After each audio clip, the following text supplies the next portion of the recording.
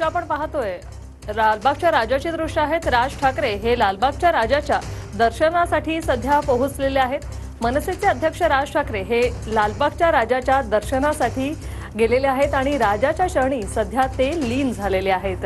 राज ठाकरेंनी अनेक गणेश मंडळांना भेटी दिलेल्या आहेत आणि आता ते लालबागच्या राजाच्या चरणी लीन झालेत। याआधी ते परळच्या राजाच्या दर्शनासाठी पोहोचले होते आणि आता राज ठाकरे आपल्या काही पदाधिकाऱ्यांसोबत लालबागच्या राजाच्या दर्शनासाठी पोहोचलेत।